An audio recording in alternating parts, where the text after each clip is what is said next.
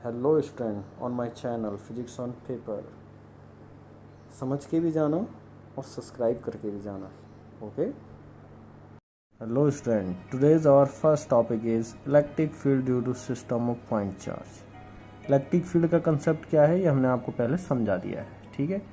आई button में आपको link मिल जाएगा, पहले आप electric field and its concept वाला वीडियो जरूर देख लीजिए।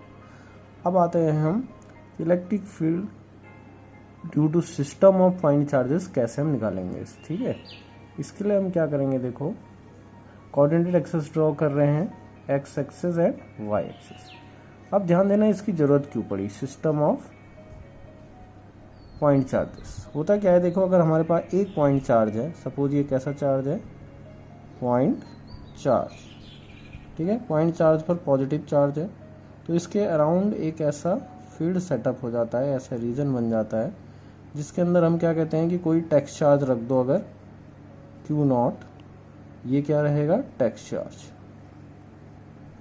तो ये एक्सपीरियंस करेगा फोर्स ऑफ रिपल्सन का, ठीक है। इन दोनों के बिटवीन क्या लगेगा, फोर्स ऑफ रिपल्सन, और ये इस तरीके से इधर क्या हो जाएगा, रिपेल हो जाएगा। बट अगर हम बात करें कि कई सारे पॉइंट चार्जेस एक दूसरे के सामने है, जैसे ये एक अदर पॉइंट चार्ज है, suppose Q1 is the first point charge and Q2 is the second point charge, and similarly कोई और एक पॉइंट चार्ज है Q3 एंड C, हमारे पास up to Q1 point charges हैं एक दूसरे के पास रखे हुए हैं।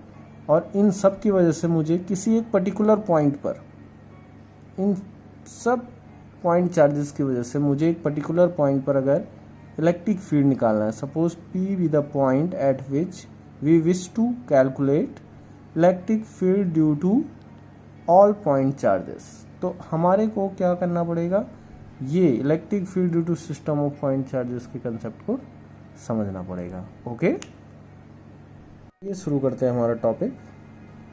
सबसे पहले हम क्या ड्रॉ करेंगे, दो कोऑर्डिनेट एक्सिस ड्रॉ कर देंगे, एक्स एंड वाई, ठीक है। अब इन दोनों कोऑर्डिनेट एक्सिस के लिए हम क्या करेंगे, सबसे पहले फर्स्ट हम दो चार्जेस लेंगे, पॉइंट चार्जेस। हमने दो पॉइंट चार्जेस ले लिए हैं, that is Q1 and Q2। Q1 and Q2 point charges क्या होते हैं, आई बटन में आपको लिंक मिलेगा, टेक्स्ट चार्ज, पॉइंट चार्ज, सब के बारे में आपको वो वीडियो जरूर देखिएगा पहले। सपोज हमने ओरिजिन से ये दो वेक्टर ड्रॉ कर दिए, that is the position vector draws from origin, ठीक है। और अब हम क्या करेंगे, यहाँ पे जो पोजिशन वेक्टर है दैट इज R1, ये वाला position vector that is R2। R1 and R2 are the position vector. और हमने एक पॉइंट सेलेक्ट कर लिया है, सपोज हमने यहाँ पर एक पॉइंट ले लिया है P। P is the point at where we wish to find और calculate electric field due to Q1 and Q2, ठीक है। तो यहाँ से हमने देखा ये इस तरीके से, ये डिस्टेंस है, ठीक। तो P पर अगर मुझे इलेक्ट्रिक फील्ड निकालना होगा due to Q1 and Q2, तो हम यहाँ पे क्या प्लेस करेंगे, एक text charge, right, plus Q not. Q not is the text charge placed at P, okay. तो उसके लिए हम क्या करेंगे, अब सबके बाद अब देखिए Q1 से P की तरफ को हम एक वेक्टर एज्यूम करेंगे, डिस्प्लेसमेंट वेक्टर, और उसको हम नाम दे देंगे suppose vector R1P। Vector R1P directed from Q1 to P, ठीक है। सिमिलरली एक वेक्टर हम ड्रॉ करेंगे from Q2 to P, Q2 to P, और इसको हम नाम दे देंगे 2P, ठीक है। अब ध्यान देना, यहाँ पर पॉजिटिव टेक्स्ट चार्ज रहेगा, इसको भी पॉजिटिव मान लिया, ये भी पॉजिटिव चार्ज है, ठीक है। अगर नेचर वाइज देखा जाए तो दोनों पॉजिटिव होंगे।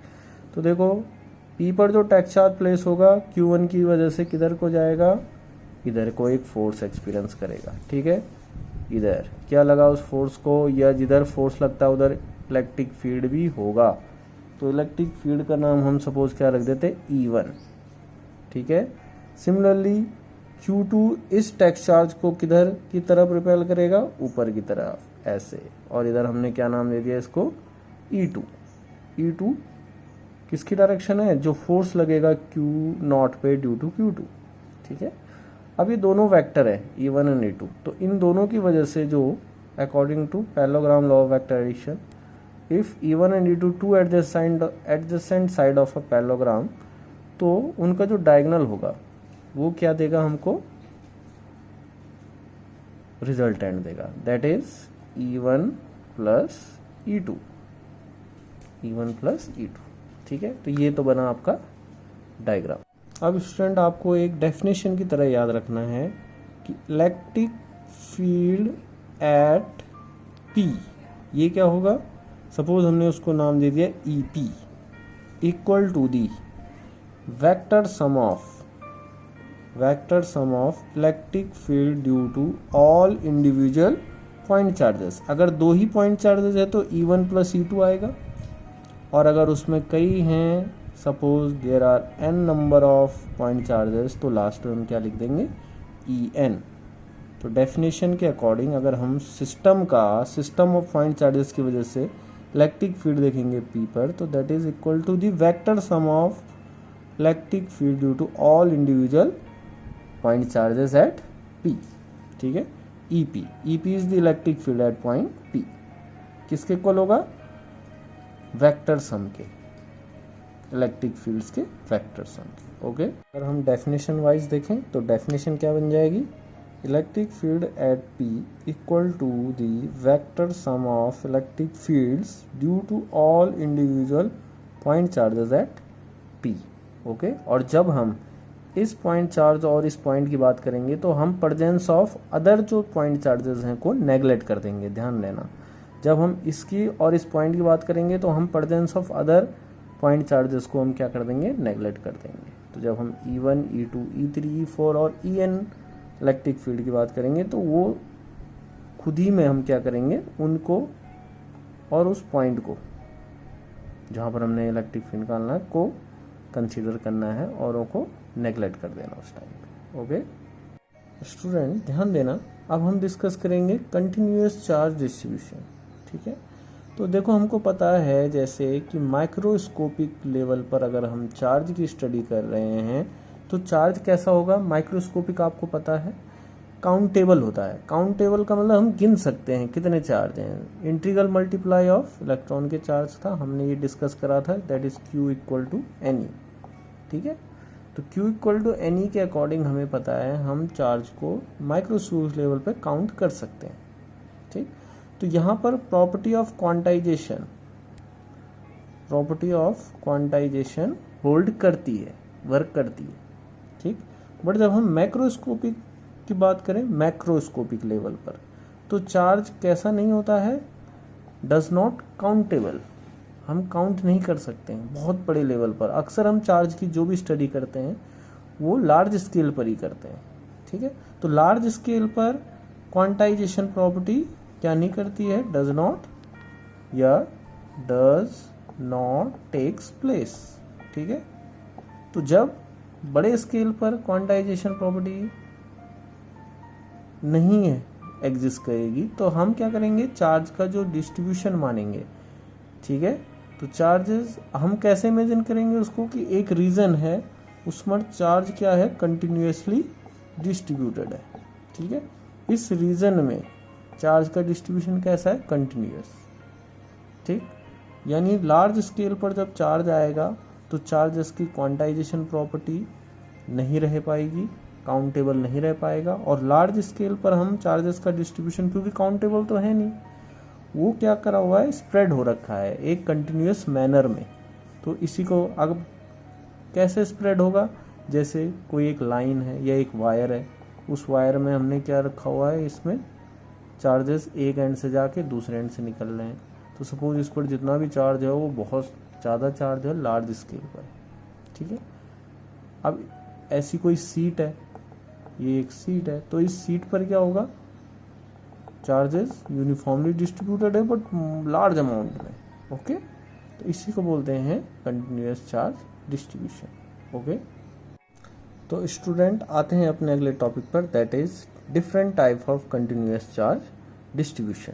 ठीक है, तो कंटिन्यूअस चार्ज डिस्ट्रीब्यूशन बेसिकली तीन तरीके का है।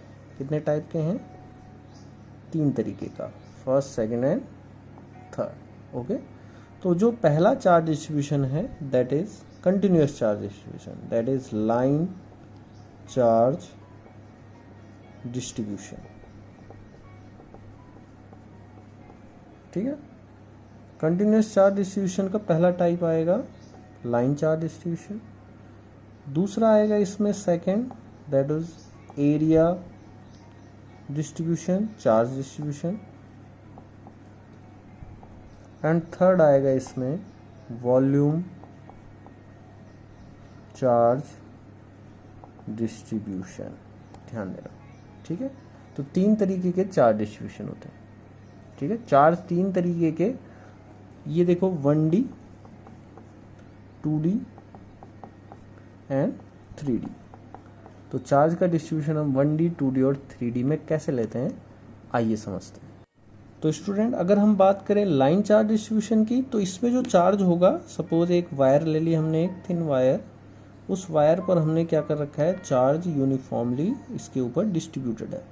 तो जब ये 1D में हम इसकी स्टडी करेंगे तो ये देखेंगे जब चार्ज किस पे हो, एक वायर पे हो, पतली वायर पे। जब हम बात करेंगे 2D की, तो हम देखेंगे एक मेटल की सीट, ये वायर ले ली, ये एक मेटल की सीट है, और इस सीट पर हमने क्या कर रखा है, चार्ज को इस पर रखा है, और वो यूनिफॉर्मली डिस्ट्रीब्यूशन है इस मेटल की सीट पे। तो ये 2D में आ जाएगा, ये 1D में आएगा। और 3D में अगर हमने कोई एक ब्लॉक ले लिया, क्यूबिकल ब्लॉक, तो इस ब्लॉक पर या कोई एक सॉलिड स्फीयर है मेटेलिक, और इस पर चार्ज यूनिफॉर्मली डिस्ट्रीब्यूटेड है इस पे, तो हम स्टडी इसकी कहाँ करेंगे, volume charge distribution along 3D में आ जाएगा। 2D के लिए हम मेटल की सीट ले लेंगे, ठीक है। तो line charge distribution along length, area charge distribution along area and volume charge distribution along volume. Charges को हम ऐसा प्लेस मान सकते हैं तीन अलग अलग डायमेंशंस के हिसाब से, 1D, 2D एंड 3D, ठीक है। It consist only length, length and width and height.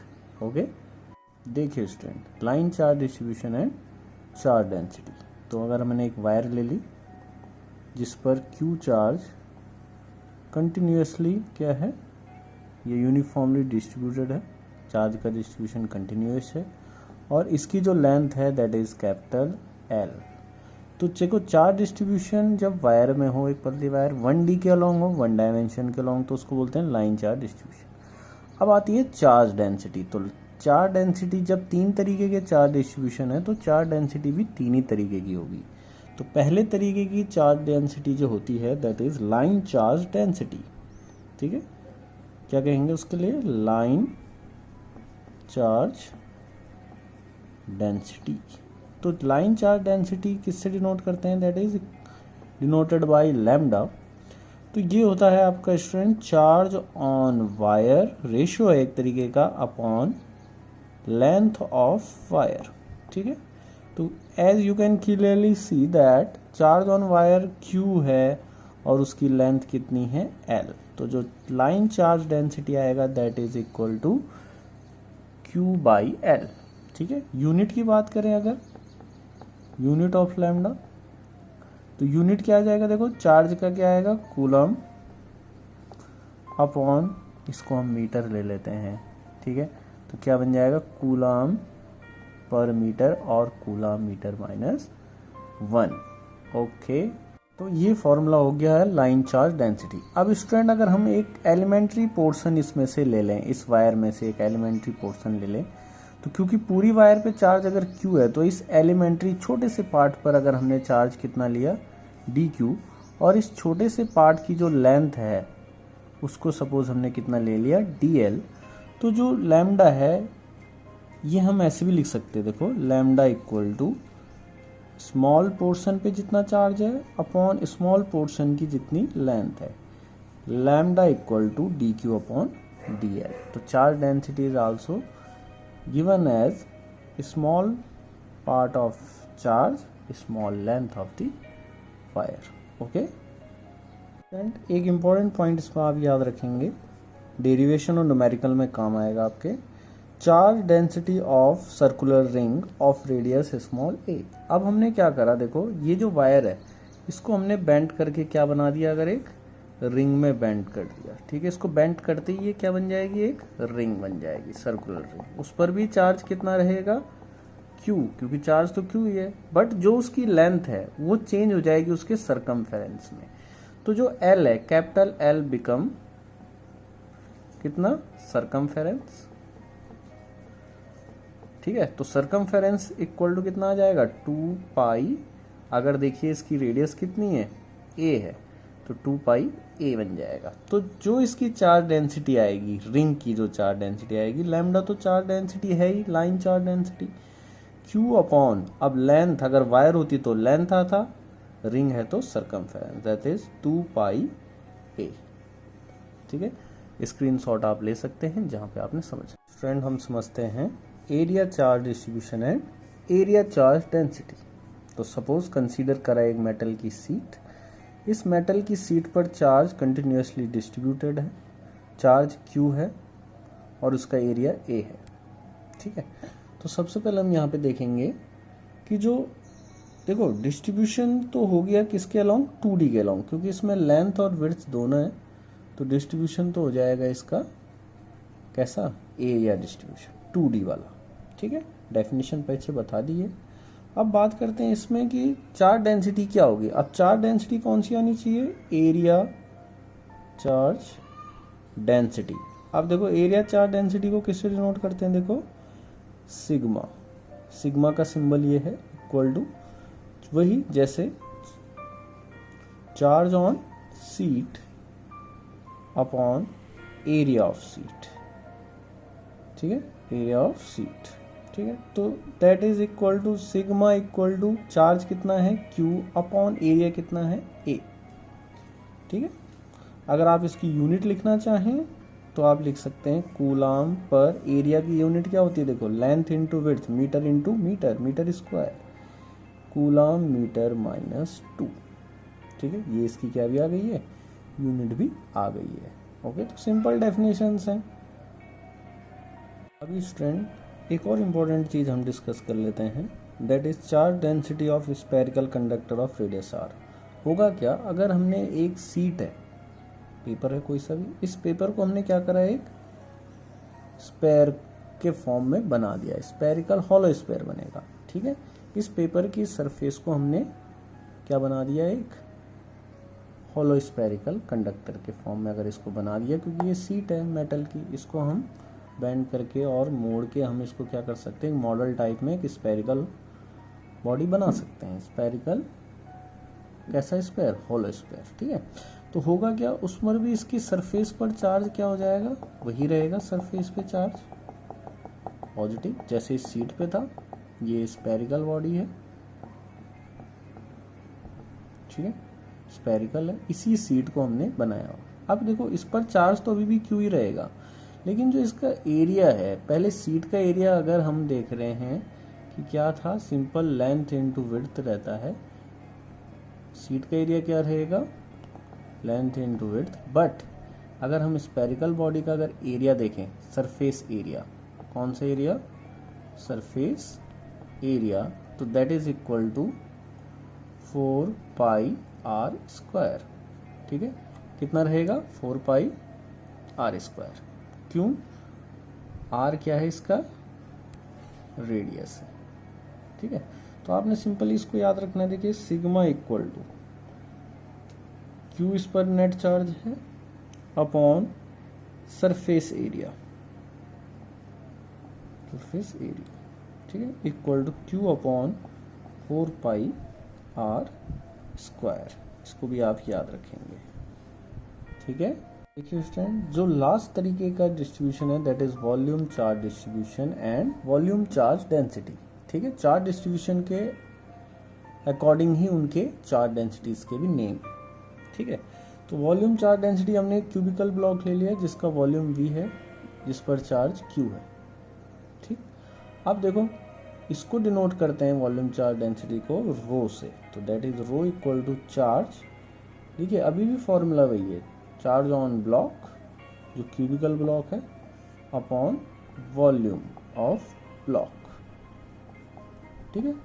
तो रो इक्वल टू कितना आ जाएगा, that is Q upon V, simply अगर आप इसकी जल्दी से यूनिट देखना चाहें तो कितना आ जाएगा, देखिए चार्ज के लिए तो कितना आएगा फॉर्मूले के अकॉर्डिंग, कूलम पर वॉल्यूम क्या आएगा, वॉल्यूम होता है length width and height, metre metre metre यानी मीटर क्यूब, ठीक है, मीटर क्यूब लिख सकते हैं। तो और इसको हम क्या लिख सकते हैं, coulomb metre minus 3। Okay, finally एक और इम्पॉर्टेंट टॉपिक, जैसे हमने तीनों चार्ज डेंसिटी पढ़ने के लिए हमने 3 एग्जांपल ले लिए थे। अब क्या होगा, सपोज अगर चार्ज है, ये एक सॉलिड स्फीयर है जिसकी रेडियस कितनी है, r है, ये इसकी रेडियस बन जाएगी r। अब सारा चार्ज इसके इंटायर वॉल्यूम में क्या है, डिस्ट्रीब्यूटेड है पूरे वॉल्यूम में, ठीक है। तो जो वॉल्यूम चार्ज डेंसिटी बनेगी स्फीयर के लिए, रो, ये है रो, सिंबल का जरूर ध्यान देना, रो दैट इज इक्वल टू कितना, चार्ज इस पर अभी भी q है और इसका वॉल्यूम v है, वॉल्यूम कितना रहेगा इसका, v वॉल्यूम, ठीक है। बट वॉल्यूम का फॉर्मूला क्या आएगा, 4/3 pi r cube, right, 4/3 pi r cube. तो यहाँ पे देखो q upon 4/3 pi r cube, that is the volume charge density for a solid sphere, metallic sphere, जिसके पूरे वॉल्यूम में चार्ज क्या है, डिस्ट्रीब्यूटेड है। देखिए जल्दी से मैं बता दूं, अगर आपके दिमाग में कुछ कंफ्यूजन क्रिएट हुआ हो, हमारे पास दो क्या हैं, स्फेरिकल कंडक्टर हैं, दोनों कैसे हैं, स्फेरिकल कंडक्टर हैं। हमने जब सरफेस चार्ज डेंसिटी, सरफेस को हम क्या बोलते हैं, एरिया, एरिया चार्ज डेंसिटी देखी, तो हमने देखा कि इस स्फीयर के सरफेस पर चार्ज क्यू डिस्ट्रीब्यूटेड है, इसके इंटायर वॉल्यूम में नहीं है। तो जब सरफेस पे चार्ज है तो हम सरफेस चार्ज डेंसिटी या एरिया चार्ज डेंसिटी पढ़ेंगे, that is equal to sigma equal to Q upon A, और वहाँ पर हम सिर्फ क्यू अपॉन सरफेस एरिया क्या होता है स्फीयर का, 4 पाई उसकी रेडियस का स्क्वायर, ठीक है। और जब हम बात करिए कि स्फेरिकल कंडक्टर तो है और उसके इंटायर वॉल्यूम में चार्ज डिस्ट्रीब्यूटेड है, इंटायर वॉल्यूम में, तो हमने उसकी वॉल्यूम चार्ज डेंसिटी पढ़ी, ठीक है। तो that is equal to Q upon 4/3 pi r cube, ठीक है। तो कंफ्यूजन मत रखना, स्फेरिकल कंडक्टर में ही अगर हमने डिस्ट्रीब्यूशन उसके सरफेस पे लिया है चार्ज का तो सरफेस चार्ज डेंसिटी आ जाएगा, और स्फेरिकल कंडक्टर के अगर इंटायर वॉल्यूम में चार्ज का डिस्ट्रीब्यूशन है तो वॉल्यूम चार्ज डिस्ट्रीब्यूशन आएगा। ओके।